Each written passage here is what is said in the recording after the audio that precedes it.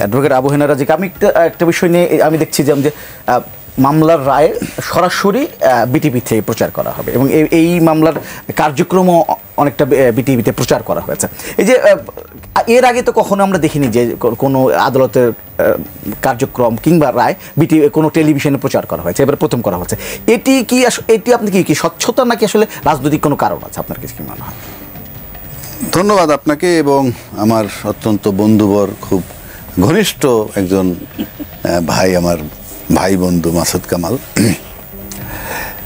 এবং আপনার দর্শক শ্রোতা যারা আছে চ্যানেলের সবাইকে শুভেচ্ছা। আসলে বিষয়কে দেখেন, আমরা কিন্তু একটা ওপিনিয়ন দিচ্ছি, একটা অ্যানালাইসিস দিচ্ছি।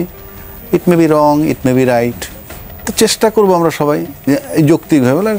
মাসুদ কামাল ভাই কিছু কথা বলছেন, যৌক্তিকতা আছে অবশ্যই, কিন্তু যেটা আপনি বলেন যে টিভিতে প্রচার, ফর এক্সাম্পল আমি টিভিতে এরকম রায়, এটা কিন্তু কালকে রায় প্রকাশ করবে এবং আমি যেটুকু শুনছি সেটুকু বলছে, অত বড় রায় তো আর শোনানো যাবে না, হয়তো আদেশ পোর্শনটা সরাসরি শোনাবে যে এইভাবে সন্দেহাতীতভাবে প্রমাণিত হয়েছে এবং তাদেরকে এই দণ্ডে দণ্ডিত করা হইল, হয়তো বা এইটুক ইট মে বি 2-3 মিনিটস এইরকম।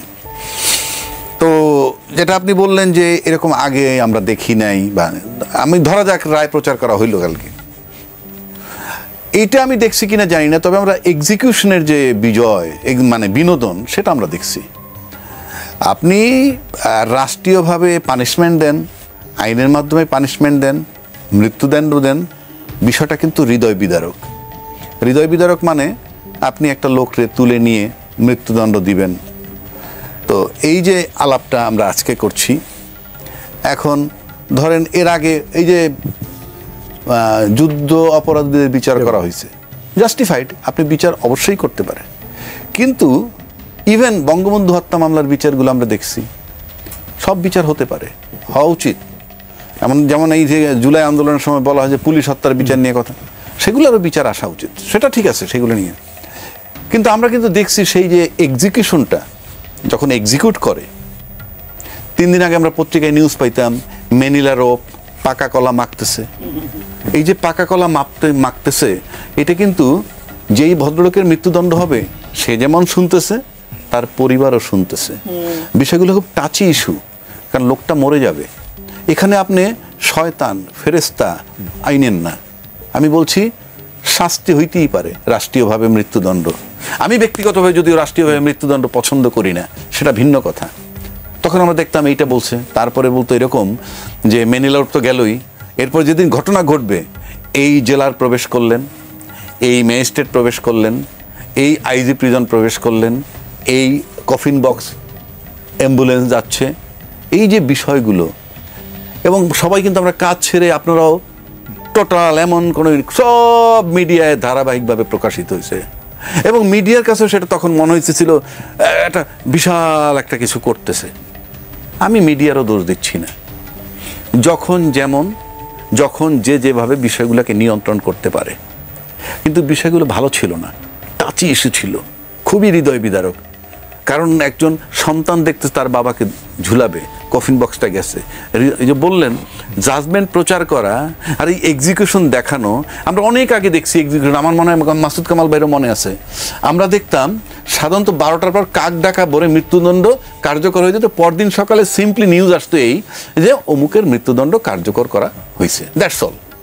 কিন্তু এই যে জিনিসগুলা আপনি যেভাবে শুরু করে গেছেন, আমার কাছে বিনোদন মনে হইতো। এই যে যখন এইগুলা, বিশেষ করে বললামই তো বঙ্গবন্ধু হত্যার যেটা, ইভেন স্বাধীনতা বিরোধী, এটা বললেই কালকে সকালে ট্যাগ লাগাবে যে আমরা জামাতের পক্ষ। এটা পক্ষপাতিত্ব নয়, বিচার হচ্ছে।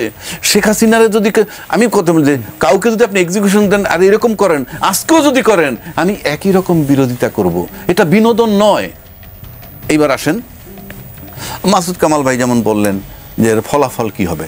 হ্যাঁ, কারণ এই ধরনের মামলায় আপনি একেবারে, এই মামলাগুলোর সাথে রাজনীতির একটা সম্পর্ক থাকে, এই মামলাগুলোর সাথে একটা রাষ্ট্রীয় সিদ্ধান্তের ব্যাপার থাকে। এই শেখ হাসিনা আজকে যে জায়গাটা আছে তার সাথে গ্লোবাল অথবা এই উপমহাদেশে ধরেন, এর অনেক বিষয়গুলো এখানে ইনভলভ আছে। সুতরাং বিষয়টা একেবারেই যে রাজনীতির বিষয় এখানে নাই তা না। এখন কালকে এর মানে এই না যে রায় প্রভাবিত হবে কিনা কিংবা রায়টা সঠিক কিনা সেটা আমি বলতে পারি না। তবে আমার যে আইনের ছাত্র হিসেবে যেটুকু বলি সেটা হলো এই সমস্ত মামলার ক্ষেত্রে কই শেখ হাসিনা তো কাউকে পিস্তল দিয়ে গুলি মারে নাই, বাট এটা হলো কি তার সিদ্ধান্ত ছাড়াও মারা সম্ভব না। কেন মারা সম্ভব না? আপনি বলেন আইজিপির ক্ষমতা আছে নাকি ডিরেকশন দেওয়া যে হত্যা করো। এখন সেখানে কি হয়েছে, দুইটা জিনিস খুব অবজারভেশনের ব্যাপার আমার কাছে। আইজিপি রাজসাক্ষী হইল, এখন রাজসাক্ষী হইল তার কাছে পুলিশের টপ, পুলিশের যে গুলি মারছে মাঠে যেই মেরে থাকুক without the clearance is the top of পুলিশের টপের হুকুম ছাড়া বা তার নির্দেশনা ছাড়া কেউ গুলি মারবে না। এত তামাশা কারণ না। তাহলে টপ নির্দেশনা পাইছে কার কাছ থেকে? এরকম একটা ক্লুর ক্ষেত্রে রাজসাক্ষী বানায় সাধারণত, আর সে একটা অথরিটি। আজকে শেখ হাসিনাও কিন্তু এই আমাদের 16 বছরের রাজনীতি কিভাবে চলছে, উপমহাদেশে কেমনে চলছে সেটার ব্যাপারে সে একটা অথরিটি। এই গেল একটা দিক। সুতরাং এই অথরিটির উপরে গুরুত্ব কি দিয়ে আপনি জাজমেন্টটা টু সাম এক্সটেন্ট জাস্টিফাইড হতে পারে।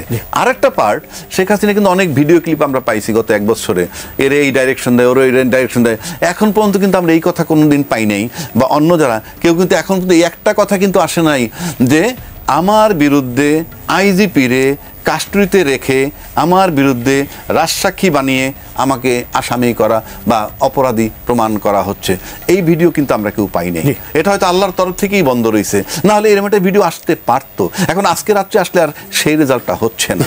যাই হোক, মোটের উপরে আমার কাছে মনে হয় যে এখানে রাজসাক্ষী একটা ফ্যাক্টর, এবং তার উপরে নির্ভর করেই রায়ের মানে অন্তত এক্সিকিউশনের পার্টটা, রায়ের পার্টটা নির্ধারিত হয় যৌক্তিক।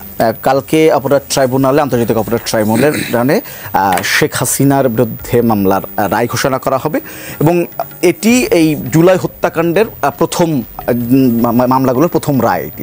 তো এটি নিয়ে বলছে সারা দেশেই নানা ধরনের নিরাপত্তা জোরদার করা হয়েছে, নিরাপত্তার সংখ্যা দেখা দিয়েছে, বিভিন্ন জায়গায় চোরাগত হামলা আমরা দেখতে পাচ্ছি। সব কিছু মিলে আপনার কাছে কি মনে হচ্ছে যে এটার প্রভাব, যে তাৎক্ষণিক প্রভাব বলি এবং সুদূর প্রসারী প্রভাব, আপনার কাছে কি মনে হচ্ছে? না, রায় মানে একটা মামলা হলে মামলার তো রায় হবেই, এবং মানে এই জুলাই অভ্যুত্থানের সময় যে অপরাধ সংঘটিত হয়েছিল সেই অপরাধের তো মামলা হওয়া উচিত, এবং সেই উচিত কাজটাই হয়েছে। এবং রায়টা কি হবে এটাও আমরা কিন্তু সবাই এখন মোটামুটি একভাবে জানি।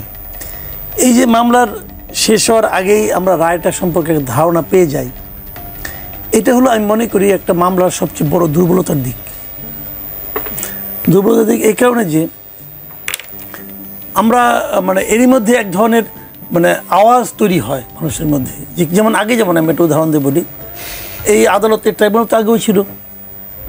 তখন আপনার স্বাধীনতা যুদ্ধে যারা নাকি আপনার যুদ্ধ অপরাধী হতো বা মানবতা বিরুদ্ধে অপরাধের যাদের বিরুদ্ধে অভিযোগ আনা হয়েছিল সেগুলো মামলা হয়েছে। এবং তখন আমরা দেখছিলাম কিন্তু ওই ডেভিড বার্গম্যান নামে এক সাংবাদিক, উনি কিন্তু সেই মামলার বিচার প্রক্রিয়া নিয়ে প্রশ্ন করেছিলেন, এবং সাধারণ মানুষ সবাই জানতো যে এই বিচারের রায় কী হবে। ঠিক না ব্যাপারটা? তো এখন যখন এগুলি জানা হয়ে যায় রায় কী হবে, তখন কিন্তু মানুষের আগ্রহটা একটু মানে আপনার সন্দেহযুক্ত হয়ে যায়। তো আদালত ওই আদালতে আছে, বরং ওই আদালতের আইন কানুন আগের চেয়েও কিছু কঠিন করা হয়েছে বলে আমার কাছে মনে হয়।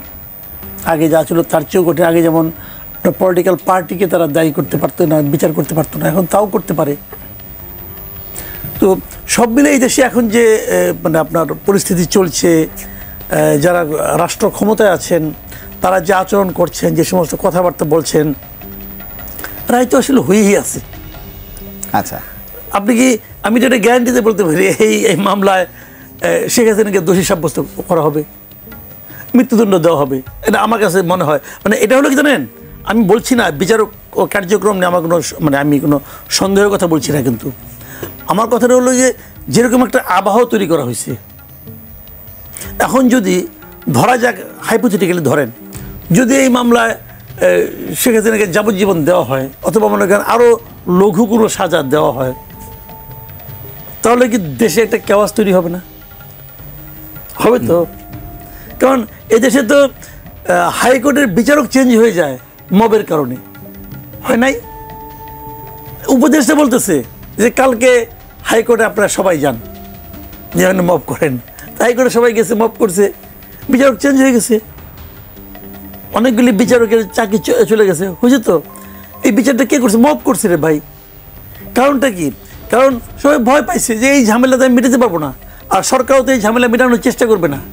সরকার তো নীরব দর্শক। এই সরকার মাঝে মাঝে বলে না যে আমাদের আইন শৃঙ্খলা বাহিনী এখনো শক্ত না, পুলিশের মনোবল ফিরে আসে নাই। তাহলে দেশটা কেমন চলছে? পুলিশ কি করে আসলে? পুলিশ দিয়ে গভর্নমেন্ট কি করে? পুলিশ দিয়ে গভর্নমেন্ট মানুষকে ভয় দেখায় যে তুমি এটা করলে কিন্তু তোমাদের ধরে নিয়ে আসবে। কারণ পুলিশে লাগে না তো, মব বলে যে তুমি যেটা করো তোমার পেছনে মব লাগাই দেবো।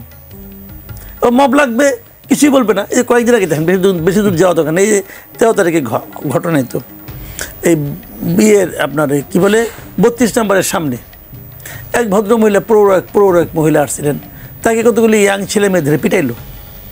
একটা যুবতী নারী তাকে বাঁশ দিয়ে পিটাইলো, দেখলাম তো, এটা তো ভিডিও দেখলাম। ভাই তার মায়ের বয়সী কিন্তু হবে, পিটাইলো। পুলিশ কার বিরুদ্ধে মামলা করলো? যে মার খেলো তার বিরুদ্ধে। যে মারলো ওটাকে অপরাধের মধ্যে পড়ে না, এবং যাকে মারলো তাকে ধরে নিয়ে যায়, তাকে একটা হত্যা প্রচেষ্টা মামলায় নিয়ে জেলে পাঠিয়ে দিল, তার জামিনও হলো না। কে করলো? আমাদের বিচার বিভাগ করলো। এগুলি যখন কেউ দেখবে, দেখার পর কী বলবে তারা? সাধারণ মানুষ কী বলবে? হয়তো এটাই ঠিক বিচার, আমি জানি না, আমি বলতে পারবো না। আমাদের আইন বিশেষজ্ঞ আছেন, বলতে পারবেন। হয়তো এটাই সঠিক বিচার, আমি জানি না, এটাই হয়তো নিয়ম। কিন্তু আমরা যারা সাধারণ মানুষ, আমরা কিন্তু এখানে লজিক খুঁজে পাই না। যে লোকটা মারলো, যাকে দেখলাম প্রকাশ্যে, ধরা যাক কথার কথা ওই মহিলাটা অপরাধী, ধরা যাক, যা নাকি ধরাও খুব কঠিন ব্যাপার, তবু ধরলাম। কিন্তু যিনি মারলেন উনি তো পুলিশ না, উনি তো আইন প্রয়োগকারী সংস্থা না, তো উনি কি মারতে পারেন? তা পারেন তো না, মারলেন তো, ওনার কি কিছু হয়েছে?